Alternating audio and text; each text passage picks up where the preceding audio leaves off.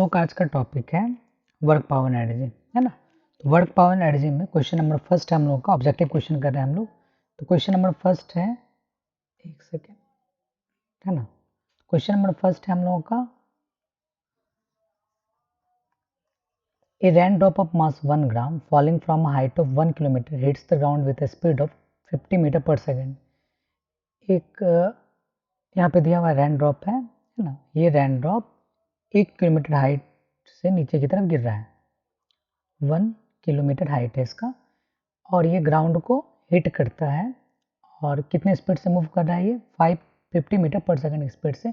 If the resistive force is proportional to the speed of the velocity, अगर resistive force, अगर ये drop नीचे की तरफ आएगा तो ऊपर की तरफ कुछ ना कुछ फोर्स लग रहा है ना, रेसिस्टिव फोर्स लग रहा है। तो वो टोटल रेसिस्टिव फोर्स हम लोग को कैलकुलेट करना है। तो जब एक बॉल गिरता है यहाँ पे, इसका इनिशियल स्पीड कितना दिया हुआ है, u इज इक्वल टू दिया हुआ है 50 मीटर पर सेकेंड, और जब ये ग्राउंड को हिट करेगा तो इसका फाइनल स्पीड कितना हो जाएगा, v is equal to 0 metre per second, और इसका मास दिया हुआ है 1 ग्राम। 1 ग्राम को हम लोग लिख सकते हैं 10⁻³ kg, है ना, कन्वर्ट करने के बाद। तो हम लोग बेसिकली जानते हैं work energy theorem, work energy theorem. तो वर्क एनर्जी थ्योरम में है change in kinetic energy, change in kinetic energy, kinetic energy is equals to net work done, net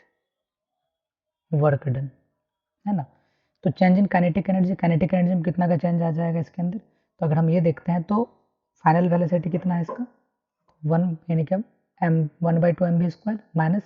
initial velocity कितना 1/2 mu स्क्वायर। स्टार्टिंग में तो, अच्छा एक second, है ना, स्टार्टिंग में तो ड्रॉप आपका क्या चीज़ में रहेगा, स्टार्टिंग में ड्रॉप आपका, चलिए देख लेते हैं, स्टार्टिंग में ड्रॉप आपका कितना है 0 मीटर पर सेकेंड में था जब स्टार्ट हुआ गिरना, और वो वेलोसिटी अटेंड किया है 50 metre per second, is equals to net work done. तो वर्क डन यहाँ पे दो की वजह से होगा। एक तो हाइट के ऊपर है, किसी न किसी 1 किलोमीटर हाइट है इसका, तो यहाँ पे एक वर्क डन हो रहा है, ग्रेविटेशनल वर्क डन, फिर प्लस और एक रेसिस्टिव वर्क डन हो रहा है, रेसिस्टिव वर्क डन इसको रोक रहा है, तो नेट वर्क डन ये हो गया। तो 1/2 m का वैल्यू कितना दिया हुआ है 10⁻³ ग्राम, इंटू v का वैल्यू कितना 50 इंटू 50, u का वैल्यू 0 तो टोटल टर्म 0 हो जाएगा। ग्रेविटेशनल फोर्स का फॉर्मूला हम लोग क्या जानते हैं, mg, ग्रेविटेशनल वर्क डन, है ना, ग्रेविटी के कारण जो वर्क डन होगा mgh plus resistive work done, ये हो गया। तो इसको अगर हम लोग सॉल्व करते हैं तो सॉल्व करने के बाद ये टोटल को सॉल्व कीजिएगा, कितना आ रहा है यहाँ 1.25 joule is equal to m का वैल्यू 10⁻³ g का वैल्यू हम लोग ले रहे हैं यहाँ पे 10 ही लेते हैं हम लोग, g का वैल्यू 10 दिया हुआ है यहाँ पे, h का वैल्यू कितना दिया 1 किलोमीटर, तो 1 किलोमीटर को क्या लिख सकते हैं आप 1000 मीटर, और ये work done by resistive force, ठीक है। फिर नेक्स्ट चलते हैं इसी में। तो अगर इसको सॉल्व करेंगे तो सॉल्व करने के बाद आ रहा है 1.25 जूल इज इक्वल्स टू, इसको सॉल्व करने के बाद कितना आ रहा है 10 joule plus work done by resistive force. तो ये 1.25, ये प्लस 10 जूल है, उधर जाएगा तो minus 10 joule is equals to work done by resistive force. तो work done by resistive force is equals to कितना होगा, ये माइनस 8.75 जूल, है ना। रेसिस्टिव फोर्स रेसिस्ट करे, डेट्स वाई यहाँ पे वर्क क्या चीज़ में आया है, माइनस में आया, ठीक है। तो कौन सा ऑप्शन हो जाएगा इसका, ऑप्शन नंबर अगर देखते हैं, है ना, तो ये ऑप्शन नंबर हो जाएगा आपका -8.75 जूल, ये आपका सही आंसर है। नेक्स्ट चलते हैं क्वेश्चन नंबर 2 की तरफ। क्वेश्चन नंबर 2 में an object of mass m is release from rest from the top of a smooth inclined plane of height h। तो यहाँ पे क्वेश्चन में दिया हुआ है कि एक ऑब्जेक्ट है जिसका मास m दिया हुआ है, फ्रॉम रेस्ट से रिलीज किया जाता है top of smooth incline plane, smooth incline plane है ना। तो सिंपल सा ये इंक्लाइन प्लेन है और ये स्मूथ है ना, और इसका हाइट दिया हुआ है यहाँ पे h हाइट दिया हुआ है, और इसका मास दिया हुआ है m। It speed of the bottom, तो इसका स्पीड जब नीचे आएगा इसका स्पीड जो होगा वो कितना होगा, और ये बॉडी के बारे में दे दिया है कि पहले स्टार्टिंग में रेस्ट में है, तो u is equal to 0 metre per second, और वेलोसिटी मान के चलिए फाइनल वेलोसिटी भी हो गया क्योंकि दिया हुआ था नहीं, और h डिस्टेंस से नीचे गिराया जाता है। तो वही सेम फॉर्मूला है, change in kinetic energy, work energy theorem लग रहा है, चेंज इन काइनेटिक एनर्जी के ही लिख रहे हैं बराबर net work done, net work done. तो नेट वर्क डन अगर देखते हैं तो नेट वर्क डन कितना आ जाएगा, तो नेट वर्क डन आ रहा है यहाँ पे mgh, है ना, सिर्फ रेसिस्टिव फोर्स का तो चर्चा किया नहीं है, सिर्फ ग्रेविटी के कारण वर्क डन होगा तो mgh। Change in kinetic energy की बात करेंगे तो 1/2 फाइनल में था mv square minus 1/2 mu square, क्योंकि बॉडी पहले से यहाँ पे बोल दिया कि रेस्ट में है, u का वैल्यू 0 हो जाएगा, तो 1/2 mv square is equal to कितना आ गया mgh, mm क्या हो गया खत्म, v स्क्वायर बराबर क्या आ जाएगा 2gh, और v इज इक्वल टू कितना आ जाएगा √2gh, तो ये टोटल आ गया। तो देखिए क्या वेलोसिटी जो है ये किसकी प्रोपोर्शनल है, h हाइट की प्रोपोर्शनल है, यानी v directly proportional h power 1/2 इसकी प्रोपोर्शनल है, 2 और g तो कांस्टेंट है, तो उस कंडीशन में मास पे प्रोपोर्शनल नहीं है, तो मास पे प्रोपोर्शनल नहीं होने का मतलब m to the power 0, m to the power 0 का वैल्यू कितना होता है 1, मतलब मास के प्रोपोर्शनल नहीं है, मास से इंडिपेंडेंट होता है वेलोसिटी इस केस में। चलते हैं क्वेश्चन नंबर 3 की तरफ। क्वेश्चन नंबर 3 में थोड़ा सा लंबा क्वेश्चन है, बट कोई दिक्कत नहीं है। A block of mass m moving with speed of v, एक ब्लॉक है m मास का, वो v वेलोसिटी से आगे मूव कर रहा है, ठीक है। फिर आगे दिया हुआ है क्या, हॉरिजेंटल रफ सरफेस, एक रफ सरफेस के मतलब रफ सरफेस पे मूव कर रहा है, और एक हॉरिजेंटल स्प्रिंग रखा हुआ है जिसका स्प्रिंग कांस्टेंट के दिया हुआ है, और इस के से टकराता है। ऑब्वियस है कि अगर ये बॉडी स्प्रिंग से टकराएगा तो टकराने के बाद इस स्प्रिंग को आगे की तरफ ऐसे मोड़ देगा। तो आपसे क्वेश्चन पूछा गया कि स्प्रिंग का डिस्प्लेसमेंट कितना ज़्यादा हुआ, डिस्प्लेसमेंट कितना अंदर तक गया है ये। सबसे पहले तो वर्क डन निकाल लेते हैं, तो वर्क डन बराबर एक तो इसकी वजह से वर्क डन होगा, तो इसकी वजह से वर्क डन क्या होगा, तो एक तो यहाँ पे work done is equal to, अगर हम बोल देते हैं बॉडी मास का वर्क डन कितना होगा, तो बॉडी मास का वर्क डन निकालने के लिए हम लोग बेसिक फॉर्मूला यूज़ कर लेते हैं, है ना। तो m मास का वर्क डन निकालने के लिए क्या करते हैं, फोर्स इंटू डिस्प्लेसमेंट। फोर्स यहाँ पे चर्चा किया गया है, इधर रफ सरफेस पे हो रहा है, तो रफ सरफेस बोले तो फोर्स जो लगेगा वो रेसिस्टिव फोर्स लगेगा अपोजिट डायरेक्शन में, तो डिस्प्लेसमेंट आगे हो रहा है बट ये फोर्स इधर अपोजिट डायरेक्शन में लगेगा, तो उस कंडीशन में माइनस में आ जाएगा। इसका फॉर्मूला हम ही जानते हैं क्या कि mu into m g x, है ना, mu into m g into, और ये एक्स हो जाएगा आपका नेट डिस्प्लेसमेंट, मान के चलिए क्या कि ये यहाँ से लेके यहाँ तक डिस्प्लेसमेंट हुआ, ठीक है। फिर आगे चलते हैं, ये मैक्सिमम डिस्प्लेसमेंट है। उसके बाद फिर ये तो वर्क डन आ गया, फिर work done bye spring, spring के द्वारा कितना वर्क डन होता है, तो स्प्रिंग के द्वारा वर्क डन में ये कंप्रेशन हो रहा है, कंप्रेशन होगा तो माइनस में, तो -1/2 kx², याद होगा आप लोगों को। तो स्प्रिंग के अंदर वर्क डन जो होगा या एनर्जी का जो फॉर्मूला होता है -1/2 kx² होता है। तो अगर हम लोग बोलते हैं नेट वर्क डन कितना होगा, नेट वर्क डन कितना होगा, तो दोनों को ऐड कर देंगे, -μ_mg_x, ये mu into m g x ये आपका फ्रिक्शनल फोर्स है ना, तो फ्रिक्शनल फोर्स था म्यू इंटू एन नॉर्मल, तो नॉर्मल में कितना म्यू इंटू नॉर्मल में एम इंटू जी हो जाता है, ठीक है, -1/2 kx²। अब ये जो वर्क डन होगा चेंज इन काइनेटिक एनर्जी के इक्वल होगा, तो change in kinetic energy delta K is equal to net work done, delta E is equal to net work done. तो डेल्टा ई का वैल्यू कितना आ जाएगा, तो 1/2 mv², इनिशियल में तो ये रेस्ट में था, है ना, तो उस कंडीशन में अगर हम बात करते हैं 1/2 mv² इज इक्वल टू कितना आ जाएगा, -μ इंटू एम इंटू जी एक्स -1/2 kx², ठीक है। तो ये आपका पैटर्न आया। उसके बाद फिर अगर हम डेल्टा ई का बात करते हैं, काइनेटिक एनर्जी का बात करते हैं, तो काइनेटिक एनर्जी कितना हो जाएगा इसके अंदर, -1/2 mv² का टर्म आएगा, ठीक है। -1/2 mv² का टर्म क्यों आएगा, क्योंकि यहाँ पे काइनेटिक एनर्जी लगातार डिक्रीज हो रहा है, डेट्स वाई, है ना। तो काइनेटिक एनर्जी में डिक्रीजमेंट अगर होता है तो 1/2 यानी घट रहा है काइनेटिक एनर्जी, तो डेट्स वाई यहाँ पे क्या हो जाएगा, माइनस में टर्म आएगा। माइनस कॉमन करते हैं, 1/2 mv² is equal to mu mgx plus 1/2 kx²।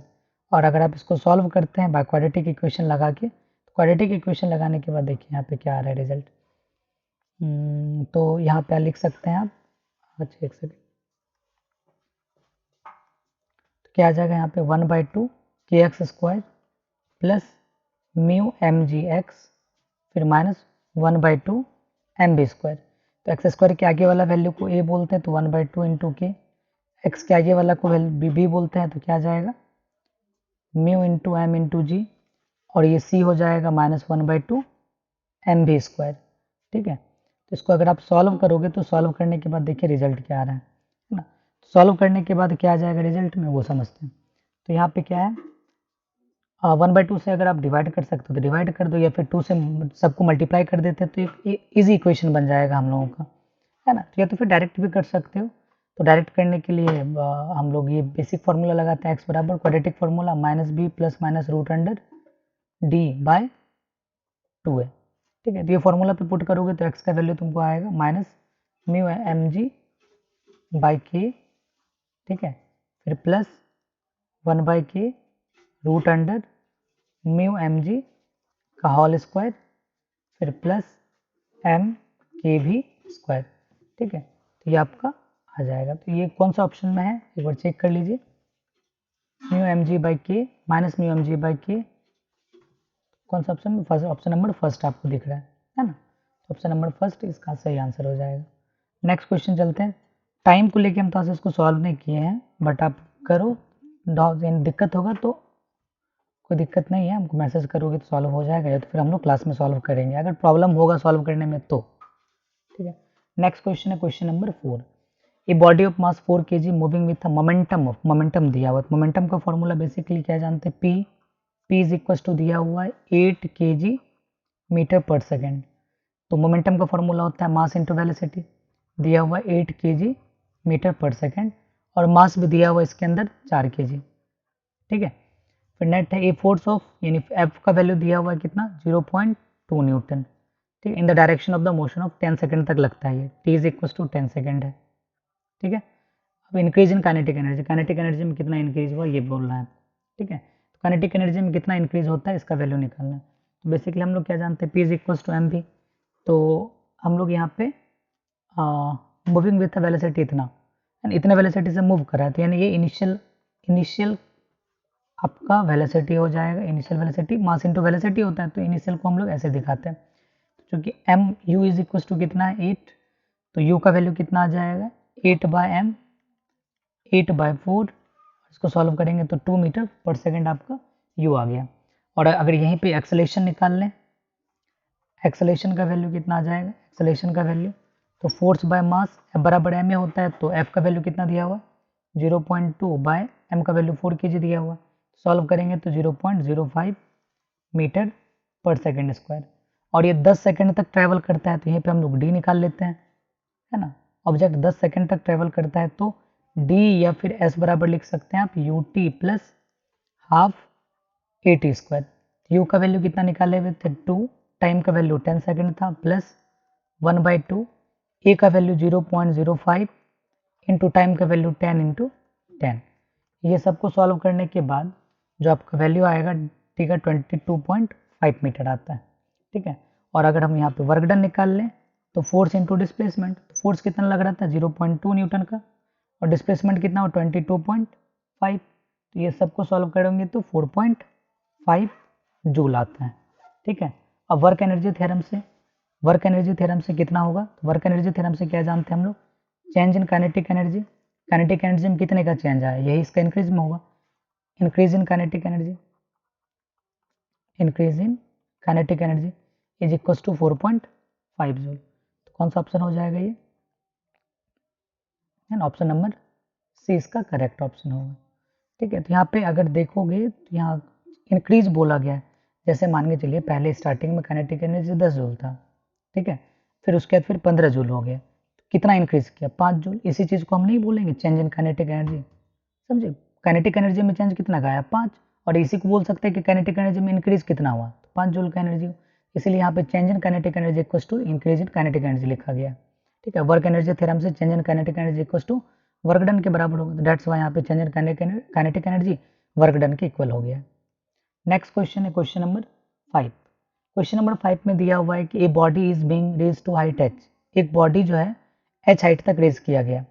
अर्थ से, तो what is the sign of work done by, तो अप्लाइड फोर्स के थ्रू कितना वर्क डन होगा और ग्रेविटेशनल फोर्स के थ्रू कितना वर्क डन होगा। तो अगर हम देखते हैं कि अप्लाइड फोर्स के थ्रू, तो अप्लाइड फोर्स के थ्रू वर्क डन कितना होगा, ऑब्वियस है, समझिए, तो यहाँ पे अगर अप्लाइड फोर्स ऊपर है, ठीक है, और बॉडी का मूवमेंट भी ऊपर जा रहा है ना, अप्लाइड फोर्स ऊपर है और बॉडी का मूवमेंट भी ऊपर जा रहा है, तो उस कंडीशन में थीटा का वैल्यू 0 डिग्री, तो वर्क डन बराबर क्या होता है एफ डी कॉस थीटा, तो एफ डी कॉस 0 डिग्री, और कॉस 0 डिग्री का वैल्यू 1, तो फोर्स इंटू डिस्प्लेसमेंट, तो यहाँ पे तो अप्लाइड फोर्स के थ्रू जो हुआ वो पॉजिटिव आ रहा है और ग्रेविटेशनल फोर्स, अगर कोई बॉडी यहाँ पे है तो बॉडी का मूवमेंट ऊपर हो रहा है बट ग्रेविटेशनल फोर्स नहीं चलेगा, तो यहाँ पे 180 डिग्री का एंगल बनेगा। तो वर्क डन बराबर क्या होता है, force into displacement into cos कितना 180 डिग्री, कॉस 180 डिग्री का वैल्यू माइनस एफ डी। तो यहाँ पे एक पॉजिटिव और एक नेगेटिव, अप्लाइड फोर्स के थ्रू जो वर्क डन हो रहा है, अप्लाइड फोर्स के थ्रू जो वर्क डन हो रहा है ये क्या हो रहा है पॉजिटिव, और ग्रेविटेशनल फोर्स के थ्रू जो वर्क डन हो रहा है ये क्या जो है क्या चीज में हो रहा है नेगेटिव। तो कौन सा ऑप्शन हो जाएगा, ऑप्शन नंबर बी इसका करेक्ट ऑप्शन होगा। ठीक है, नेक्स्ट चलते हैं क्वेश्चन नंबर 6 की तरफ। एंगल निकालना है यहाँ पे दिया हुआ है, तो वर्क डन बराबर क्या होता है, force into displacement into cos theta, F D cos theta dot product होता है।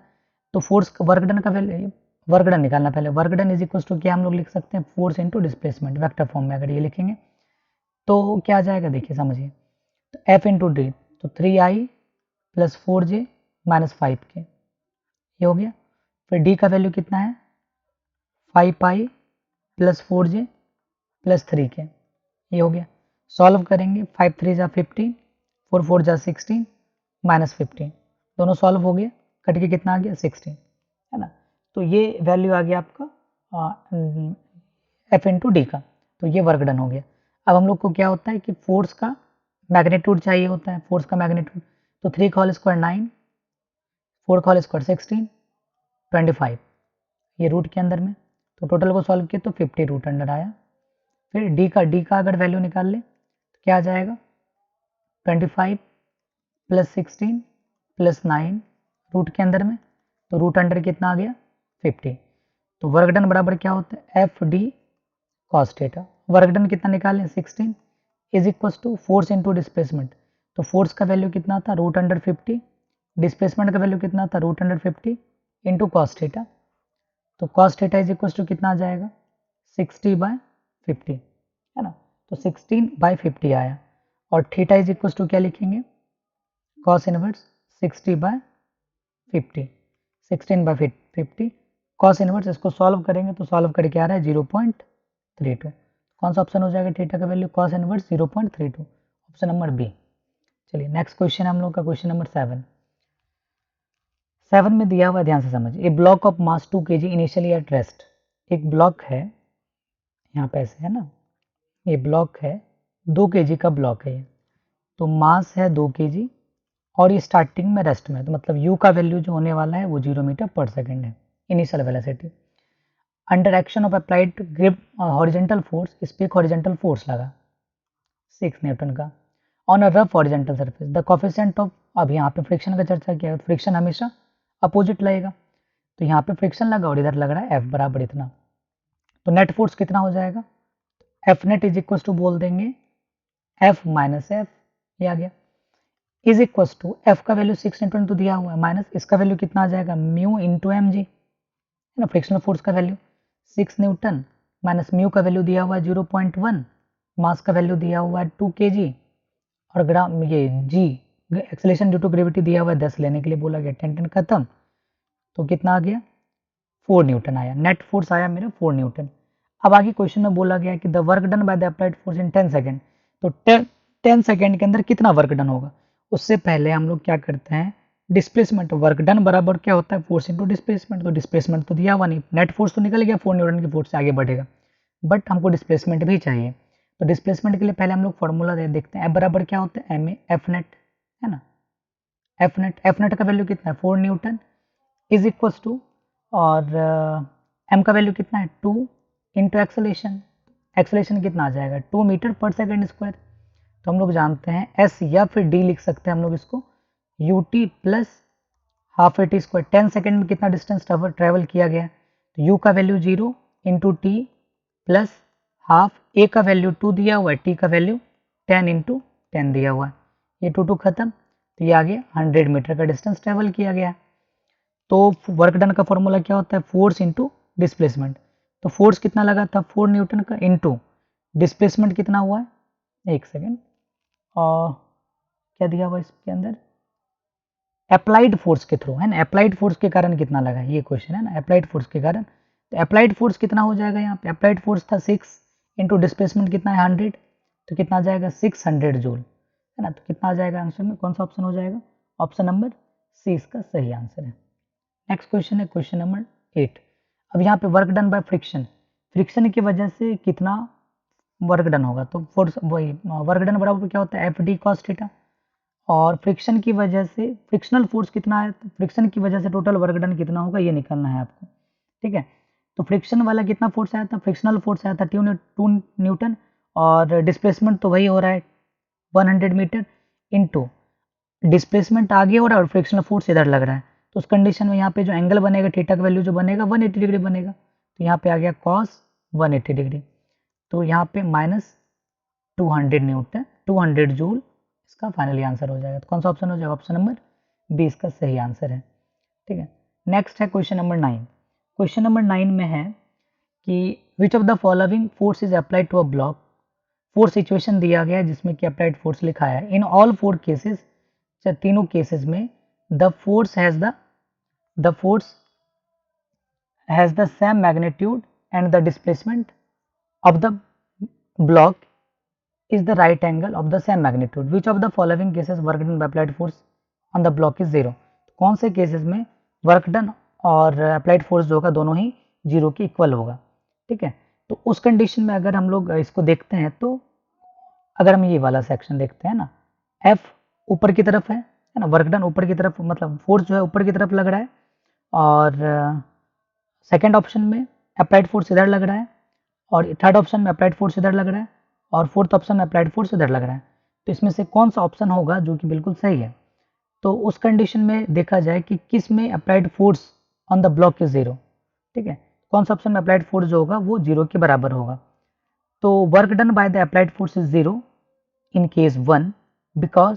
Both the force and displacement are mutually perpendicular, क्योंकि फोर्स और डिस्प्लेसमेंट दोनों ही क्या एक दूसरे के परपेंडिकुलर है, डेट्स वाई यहाँ पे क्या होगा केस 1 आपका सही आंसर हो जाएगा, ठीक है। तो वर्क डन में मतलब फोर्स यानी कि हम लोग क्या बताए थे, वर्क डन बराबर क्या होता है एफ डी कॉस थीटा, तो एफ डी कॉस कितना डिग्री 90 डिग्री, तो कॉस 90 का वैल्यू कितना आ गया जीरो, तो ये आ गया 0 जूल, है ना। तो क्वेश्चन नंबर 9 का ऑप्शन नंबर ए सही आंसर हो जाएगा, ठीक है। नेक्स्ट ऑप्शन है आपका 10 नंबर में है a body constant to move along Y axis, है ना, वाई एक्सिस के अलोंग में मूव कर रही है, तो फोर्स इज इक्वल टू यहाँ पे माइनस आई प्लस 2j प्लस 3k, है ना, ये दिया हुआ। Work done by this force moving the object along Y axis, Y axis में अगर मूव करिए डिस्प्लेसमेंट कितना हो जाएगा 4, और जे लिया जाता है ना, फोर्स इंटू डिस्प्लेसमेंट हो जाएगा, ठीक है। नेक्स्ट क्वेश्चन इसी में है, वर्क डन निकालना है, तो फोर्स इंटू डिस्प्लेसमेंट, तो फोर्स कितना माइनस आई प्लस 2j प्लस 3 के डॉट प्रोडक्ट करेंगे, ठीक है, ये डॉट प्रोडक्ट है, इंटू यहाँ पे 0i plus 4j plus 0k, क्योंकि आई और के तो जीरो दिया हुआ इसमें, जीरो को जीरो से मल्टीप्लाई किया, 0 4 को 8 प्लस 0 0, 8 जूल इसका सही ऑप्शन हो जाएगा, ऑप्शन नंबर 20 का करेक्ट आंसर है। फिर 11 नंबर क्वेश्चन है, 11 नंबर में दिया हुआ है कि block of mass 1 kg is pushed up surface incline to horizontal at a weight, 2 minute कोई, चलिए हम लोग का क्वेश्चन है क्वेश्चन नंबर 11, क्वेश्चन नंबर 11 में दिया हुआ है, तो a block of mass 1 kg is pushed up surface incline to a horizontal, हाँ horizontal at a angle of 30 degree, यहाँ पे जैसे दिया हुआ है कि 30 डिग्री एंगल पे ये इंक्लाइंड है, और ये 10 न्यूटन का फोर्स लग रहा है parallel to the inclined plane as on a figure, है ना, इंक्लाइंड प्लेन के पैरेलल है, और ये मतलब दिया हुआ है ऑन फिगर में। द कोफिशिएंट ऑफ फ्रिक्शन, और कोफिशिएंट ऑफ फ्रिक्शन दिया हुआ है 0.1, if the block is pushed up by 10 metre, अगर इस ब्लॉक को 10 मीटर ऊपर की तरफ पुश किया जाता है, तो then the work against the gravities, है ना, work done against the gravity कितना होगा। तो अगर हम लोग इसका एबिलिटी बनाते हैं, यहाँ पे कोई एक ब्लॉक है, ये ब्लॉक का ये हो जाएगा mg, और ये जो होगा इधर वाला ये हो जाएगा mg cos थीटा, और ये वाला हो जाएगा mg sin थीटा, है ना, ये वाला, यानी इसको अगर देखते हैं तो यहाँ देखिए ये परपेंडिकुलर नीचे डायरेक्ट जाएगा mg, और इधर आएगा mg cos थीटा, अगर इधर बात करते हैं तो ये आ जाएगा mg sin थीटा, ठीक है, ये 30 डिग्री आ जाएगा, है ना, बाय ये 30 डिग्री आ गया। तो अब बोला गया क्या कि ग्रेविटी के अगेंस्ट में, है ना, तो कितना वर्क डन किया जाएगा, तो ग्रेविटी के अगेंस्ट में अगर हम वर्क डन बोल रहे हैं, work done is equal to क्या होता है वर्क डन अगेंस्ट ग्रेविटी अगर बात कर रहे हैं तो वर्क डन अगेंस्ट ग्रेविटी हो जाएगा, यहाँ पे जी लिख देते हैं, ठीक है। तो mg साइन थीटा एक फोर्स लग रहा है ना नीचे की तरफ, अगर हम इक्विलिब्रियम कंडीशन में मान लें, और डिस्टेंस कितना d, तो फोर्स एक ये वाला फोर्स लगा, एक ये वाला फोर्स लगा mg साइन थीटा, और ये अगर हम यहाँ पे बात करें इधर 10 न्यूटन नहीं ले सकते, 10 न्यूटन क्यों नहीं लेंगे, रीजन इसका ये है कि डिस्प्लेसमेंट इधर है और ये भी बॉडी ऊपर जा रहा है, तो इधर पुश किया ही जा रहा है। ग्रेविटी के अगेंस्ट में कितना फोर्स लग रहा है, तो यहाँ अगर ये कोई बॉडी यहाँ ब्लॉक यहाँ है, अगर ये ब्लॉक ऊपर जा रहा है, अगेंस्ट मतलब हो गया कि इसका विरोध करने वाला, नीचे नीचे कौन सा फोर्स लग रहा है, तो नीचे लग रहा है mg साइन थीटा, तो mg साइन थीटा, तो m का वैल्यू कितना दिया है 1 kg, g का वैल्यू लेने बोला गया है 10, और साइन थीटा का वैल्यू साइन 30 डिग्री, और इंटू डी का वैल्यू दे दिया गया इसके अंदर 10 मीटर का, है ना, 10 मीटर ही ना, 10 मीटर दिया गया, तो इज इक्वल टू कितना आ जाएगा, सॉल्व करेंगे तो 10 इंटू साइन 30 का मान 1/2, ये फिर 10, तो कितना आ गया 50 जूल, ठीक है। तो वर्क डन अगेंस्ट ग्रेविटी कितना आ जाएगा 50 जूल, इसका सही आंसर हो जाएगा। ये क्वेश्चन नंबर 11। 12 नंबर है, 11 नंबर में work done against gravitational force, gravitational force के थ्रू कितना आ जाएगा, तो f bar f into d, gravity तो फोर्स कितना आ जाएगा mu m g cos theta, normal force यही था, है ना, mu into m g cos theta, m g cos theta normal force आएगा, mu coefficient of friction into d, तो म्यू का वैल्यू कितना आ जाएगा 0.1 दिया था, इंटू एम का वैल्यू 1 दिया हुआ था, जी का वैल्यू 10 दिया हुआ था, कॉस थीटा का मान 30 डिग्री था, इंटू डी का मान 10 था। सॉल्व करेंगे, सॉल्व करने के बाद आ रहा है 0.1 into 1 into 10 metre per second square, फिर इंटू 10 मीटर, तो सॉल्व कीजिएगा तो 8.7 जूल, ये फाइनली आंसर है।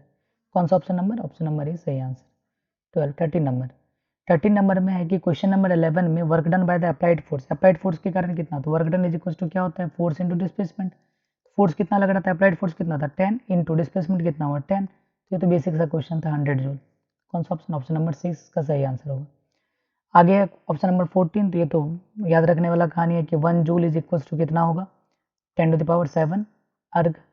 यही अर्ग 10⁻7 अर्ग जो होता है सीजीएस यूनिट होता है, तो इसको आप लिख सकते हैं सेंटीमीटर स्क्वायर, हाँ सेंटीमीटर स्क्वायर पर सेकेंड स्क्वायर, ये लिख सकते हैं, और जूल को लिख सकते हैं 1, ये ग्राम भी है ना, 1 kg मीटर स्क्वायर पर सेकेंड स्क्वायर, ये जूल का, और ये अर्ग। नेक्स्ट क्वेश्चन नंबर 15 दिया हुआ है, 15 में दिया हुआ है क्या कि एक पार्टिकल है जो कि कांस्टेंट फोर्स है और ये 2 पॉइंट एक पॉइंट से दूसरे पॉइंट तक जाती है, तो टोटल वर्क डन क्या होगा, तो पहले तो नेट फोर्स निकाल लो, जब भी वेक्टर फॉर्म में दिया रहे नेट फोर्स निकालने का फॉर्मूला, तो नेट फोर्स निकालने का फॉर्मूला जो दो F1 और F2 दोनों को सिंपली ऐड कर दीजिए, वेक्टर सम कर देते हैं, तो I1 और I2 कितना आ जाएगा, तो ये दोनों फोर्स है, ये F1 है और ये वाला F2 है, तो 4 3 7 I plus 2J minus 4K, ठीक है, तो ये टोटल आपका नेट फोर्स दिया हुआ है, ठीक है। अब आगे डिस्प्लेसमेंट कितना दिया हुआ है, तो डिस्प्लेसमेंट में क्या लिखेंगे x2 माइनस x1, यानी कि यहाँ से यहाँ तक है, फाइनल टू इनिशियल पोजीशन, ये फाइनल इनिशियल पोजीशन था, यहाँ से फिर इस पोजीशन तक आए कोऑर्डिनेट सिस्टम में, तो 5π प्लस 4J प्लस के, ये फाइनल पोजीशन था, minus initial position I plus 2J plus 3K, तो अगर हम इसको सॉल्व करते हैं, तो सॉल्व करने के बाद क्या आ रहा है, तो 4I फिर माइनस प्लस 2J फिर माइनस 2K, ठीक है, ये आ गया, तो नेट फोर्स है, डिस्प्लेसमेंट भी दिया हुआ है, तो वर्क डन क्या आ जाएगा force into displacement, vector form में तो वेक्टर फॉर्म में जाएगा, तो 7I plus 2J minus 4K, bracket बंद, फिर यहाँ पे 4I plus 2J minus 2K, ठीक है, सॉल्व करेंगे तो 7 4 जा 28 प्लस 2 2 जा 4 माइनस माइनस प्लस, कितना आ जाएगा 28 प्लस 32, सॉल्व कीजिएगा, तो सॉल्व करने के बाद ये माइनस 4 किया ना, उसके बाद फिर इधर, ठीक है, तो एक सेकेंड 7 4 जा 28 आया, ठीक है, ये तो मल्टीप्लाई कर दिया, देखो गजब हाल है। नेक्स्ट 8 4 32 8 40 जूल, है ना, तो ये 40 जूल आ गया, कौन सा 40 joule, option number b. Next question number 16 है, 16 में दिया हुआ है कि a weight lifter lift a weight off ground and holds it, मतलब एक वेट लिफ्टेड है वो ग्राउंड से वेट उठाता है और उसको ऊपर की तरफ रखता है। तो ऑप्शन में कौन सा ऑप्शन होगा? Work done in lifting as well as holding the weight. तो वर्क डन जो है लिफ्ट करने में भी और पकड़ने में भी वर्क हाई वेट है। No work is done both lifting and, कोई वर्क डन नहीं होगा लिफ्टिंग और वेट को होल्ड करने में। Work is done lifting but no work is done holding up it up. तो ऑप्शन नंबर सी हो जाएगा। होल्ड करने में तो कोई वर्क डन लगेगा नहीं, बट उसको उठाने में इस पोजीशन से इस पोजीशन तक ले जाने में फोर्स लगा होगा, ग्रेविटी और डिस्प्लेसमेंट हुआ है। तो लिफ्टिंग में तो लगा है बट वर्क डन यहाँ पे नहीं हुआ, जब होल्ड किया हुआ है तो वहाँ पे वर्क डन नहीं होगा। ठीक है, नेक्स्ट क्वेश्चन नंबर 17 है। 17 में दिया हुआ है कि यूनिफॉर्म ऑफ चैन 2 मीटर है। एक चैन है जिसका लेंथ दिया हुआ है 2 मीटर और ये टेबल पे रखा हुआ है। और टेबल पे ऐसा रखा हुआ है क्या कि जैसे माने चलिए ये टेबल है हम लोग और यहाँ पे एक चैन है, ये चैन ऐसे लटक रहा है। ठीक है, टोटल मास है चैन का 4 kg है। तो work done is pulling entire chain on the table. तो पूरे वर्क डन पूरे चैन को खींचने में टोटल पूरा चैन को खींचना मतलब इसको उठा के इधर इधर ले जाया गया, तो टोटल खींचने में कितना वर्क डन लगेगा, तो ये निकालने बोल रहा है। तो देखो मास ऑफ 2 मीटर चैन कितना दिया हुआ है 4 kg। तो मास ऑफ 1 मीटर चैन कितना देगा, तो 4/2। तो यहाँ 1 मीटर चैन में कितना मास है 2 kg का मास है। तो यहाँ पे कितना सेंटीमीटर है जो कि यहाँ पे सिंपली लटका हुआ इधर बाहर की तरफ, 60 सेंटीमीटर है मतलब 0.60 मीटर है में कितना आ जाएगा, तो 2 kg इंटू 0.6 सॉल्व करेंगे तो 1.2 kg, यानी 1.2 kg का मास यहाँ पे लटका हुआ है। ठीक है, अब आगे अगर हम बात करते हैं 1.2 kg का वेट कितना होगा, अगर इसको देखोगे तो 1.2 kg का वेट कितना होगा,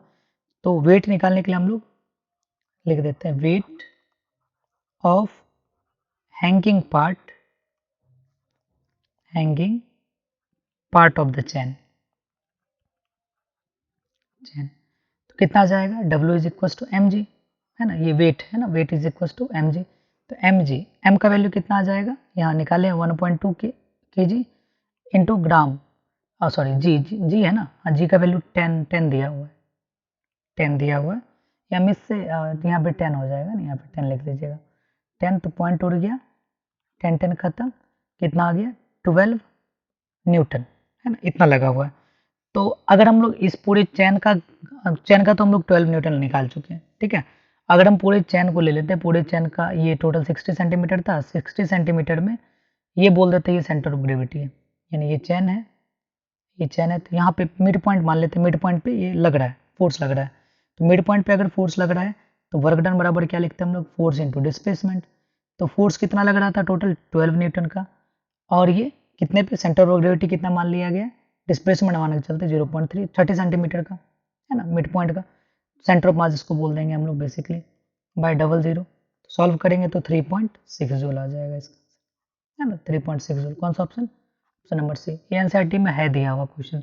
एडिशनल का एक क्वेश्चन है ये। क्वेश्चन नंबर 18 है। 18 में दिया हुआ uniform chain of length L mass M, ये laying on a smooth table and 1/3 of his length hanging vertically downward, मतलब यही सेम क्वेश्चन है। टोटल लेंथ L दिया हुआ और L/3 पार्ट जो है वो लटक रहा है, टेबल से नीचे लटक रहा है। ठीक है, तो यहाँ पे बोला गया है क्या,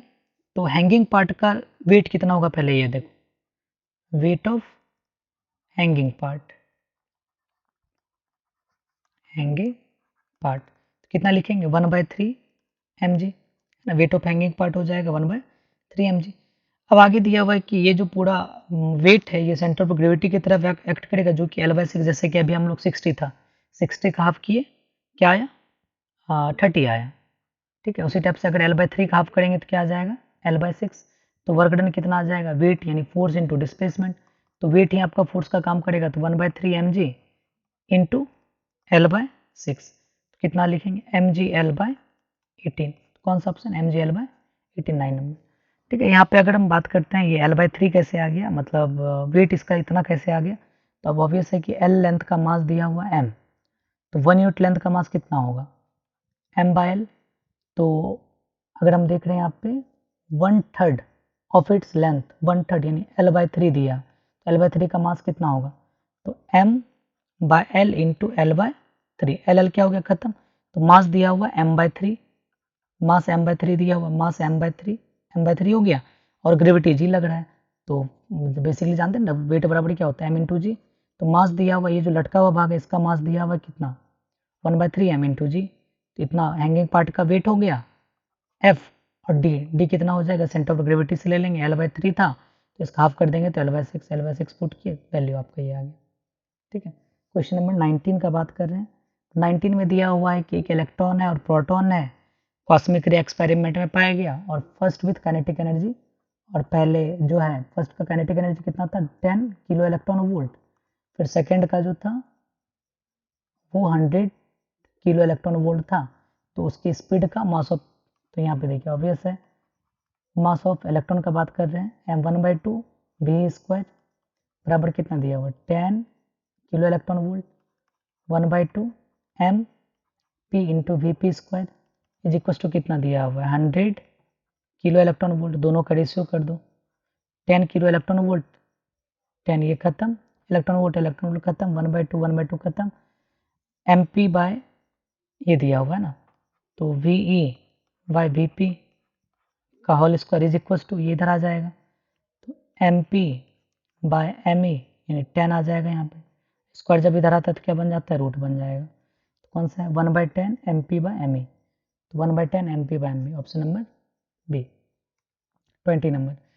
नंबर में क्वेश्चन है कि एक non relativistic regime the momentum is increase by 100%, momentum को अगर 100% इंक्रीज करते, सबसे पहले हम लोग ये फॉर्मूला लगा कि इज इक्वल टू क्या होता है 1/2 mv², ये बेसिक फॉर्मूला है, तो 1/2 mv² इंटू m/m लिख सकते हैं इसको, इसी चीज़ को क्या लिखेगा 1/2 m² v² ये लिख सकते हैं, 1/2m into p², p is equal to mv, ठीक है, तो p² हो जाएगा। तो अगर दो क्वांटिटी और ये सब तो कांस्टेंट ही है, काइनेटिक एनर्जी अगर इंक्रीज की मोमेंटम में इंक्रीज है, देखो यहाँ मोमेंटम में इंक्रीज है, इसका एक बेसिक फॉर्मूला ले जानते हैं हम लोग +-a +-b +-a into b/100, तो ये तुरंत आपको क्या करेगा इंक्रीज या डिक्रीज बता देगा। इंक्रीज मतलब हो गया ए का वैल्यू +100 लेना है, चूंकि मोमेंटम यहाँ 2 बार रिपीट हुआ है तो 2 बार देंगे, ए और बी दोनों का वैल्यू 100 हो जाएगा, तो 100 + 100 प्लस प्लस प्लस होता है 100 इंटू 100/100 खत्म, तो 300 आ जाएगा, तो 300 काइनेटिक एनर्जी इंक्रीज कर जाएगा, ऑप्शन नंबर सी। ये फॉर्मूला याद रखना, इंक्रीज डिक्रीज, अगर इंक्रीज हो रहा है जैसे यहाँ इंक्रीज हो रहा है, दोनों एक जगह इंक्रीज हुआ दूसरी जगह डिक्रीज हुआ, तो यहाँ इंक्रीज है प्लस माइनस तो यहाँ पे आ जाएगा माइनस, याद रखिएगा। अगर यहाँ एक प्लस हो रहा है, एक इंक्रीज हुआ एक डिक्रीज हुआ, तो ओवरऑल प्लस माइनस माइनस होगा, तो माइनस करके फिर उसके आगे सॉल्व करेंगे। इंक्रीज या डिक्रीज का तुरंत वैल्यू बता देता है, ये मैथमेटिक्स में भी आपको बहुत ज़्यादा यूज आएगा। 21 में दिया हुआ है कि a blades of windmill sweep out of area circle of area a, windmill ये देखे होंगे इस टाइप का पवन चक्की जिसको बोलते हैं, ऐसे ये चलता रहता है ना, तो ये जो है एरिया ए कवर करता है ऐसे घूमते हुए। If the wind flow velocity v velocity से मूव कर रहा है और सर्कल के परपेंडिकुलर है, तो मास ऑफ एयर डेंसिटी भी दिया हुआ है, रो दिया हुआ है, ये है ना, डेंसिटी एयर का डेंसिटी दिया हुआ है पासिंग थ्रू टाइम टी में ये कितना पास करेगा। सबसे पहले तो ये समझते हैं वॉल्यूम ऑफ विंड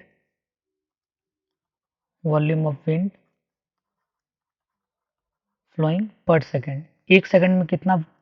विंड का वॉल्यूम फ्लो कर रहा है, तो ये देखते हैं। तो वॉल्यूम कितना हो जाएगा एरिया इंटू वेलोसिटी, है ना, एरिया इंटू वेलोसिटी। वेलोसिटी मतलब क्या होता है डिस्टेंस बाय टाइम, पर सेकंड है तो टाइम खत्म ही हो गया, तो डिस्टेंस हुआ, तो एरिया को अगर डिस्टेंस से मल्टीप्लाई करेंगे तो क्या आएगा वॉल्यूम आएगा, पर सेकंड की बात किया जा रहा है टाइम तो खत्म ही है, ठीक है। तो यहाँ पे वही चीज़ है मास ऑफ, अगर हम यहाँ ये वॉल्यूम निकल गया, क्योंकि हम लोग क्या जानते हैं डेंसिटी इज इक्वल टू क्या होता है मास बाय वॉल्यूम, तो density is equal to mass of wind flowing per second, है ना, बाय वॉल्यूम कितना है ए इंटू वेलोसिटी। याद रखना यहाँ पे ये ए इंटू वेलोसिटी कैसे आया है, ठीक है, ये क्या आ जाएगा A V is equal to mass of wind flowing per second. अगर अब बोला गया टी टाइम में कितना फ्लो करेगा, तो कितना मास फ्लो करेगा, मास of wind passing in time T में कितना करेगा, रो ए वी और ये टी 1 सेकंड में इतना कर रहा है, तो टी टाइम में कितना करेगा, इतना मल्टीप्लाई कर दिया। तो कौन सा ऑप्शन हो जाएगा इसका सही आंसर, तो इसका सही ऑप्शन हो जाएगा ऑप्शन नंबर क्या था ए भी रो टी, तो ऑप्शन नंबर ए 22 में है कि kinetic energy of the air का काइनेटिक एनर्जी अभी जो निकाले थे कितना आएगा, तो ये तो जान रहे हैं 1/2 mv², तो 1/2 mv² है, तो 1/2 m का वैल्यू कितना आ जाएगा, A V rho into T into v², तो सॉल्व किए तो कितना आ गया 1/2 A V Q rho into T. ठीक है, तो ये कोई ऑप्शन है ए वी क्यू टी, चलिए ऑप्शन नंबर सी। चलिए आगे 23 नंबर में है which of the following statement is incorrect, कौन सा स्टेटमेंट है जो कि इनकरेक्ट है, काइनेटिक एनर्जी में भी जीरो पॉजिटिव और नेगेटिव, तो काइनेटिक एनर्जी जो है जीरो पॉजिटिव नेगेटिव हो सकता है, पावर एनर्जी एंड वर्क और स्केलर ये सही है, पोटेंशियल एनर्जी में भी जीरो पॉजिटिव और नेगेटिव, पोटेंशियल एनर्जी जो है एक सेकेंड है ना, काइनेटिक एनर्जी पॉजिटिव नेगेटिव ये कहानी यहाँ पे मिस हो गया, पोटेंशियल एनर्जी जीरो हो सकता है, ballistic palladium is device measure for ये सही है, स्पीड बुलेट ऑफ स्पीड को मेजर करने के लिए। इनकरेक्ट कौन है यहाँ देखा, इनकरेक्ट कौन है, तो काइनेटिक एनर्जी का फॉर्मूला क्या होता है 1/2 mv², तो मास तो हमेशा पॉजिटिव ही रहता है, वेलोसिटी का स्क्वायर, वेलोसिटी नेगेटिव है पॉजिटिव है डजेंट मैटर, स्क्वायर है तो पॉजिटिव में रहेगा, तो काइनेटिक एनर्जी हमेशा पॉजिटिव होता है, बट यहाँ पॉजिटिव नेगेटिव दोनों दिया है तो पॉजिटिव रहेगा, सिर्फ नेगेटिव होने का कोई चांस नहीं है, ऑप्शन नंबर ए इसका सही होगा जो कि गलत है। ठीक है, नेक्स्ट 24 में दिया हुआ इतना और काइनेटिक एनर्जी कितना होगा इसका, तो काइनेटिक एनर्जी निकालने का मास दिया हुआ कितना है 120 ग्राम, 120 ग्राम है तो 0.12 kg ये मास दिया हुआ है, और वेलोसिटी कितना आ जाएगा, तो वेलोसिटी का यहाँ पे दिया हुआ है 2i + 5j ये दिया हुआ है, तो काइनेटिक एनर्जी का फॉर्मूला क्या होता है 1/2 mv1 v क्रॉस कर डॉट प्रोडक्ट कर दी, m का वैल्यू कितना दिया 0.12 इंटू वी 2i + 5j फिर 2i + 5j सॉल्व करेंगे तो 1/2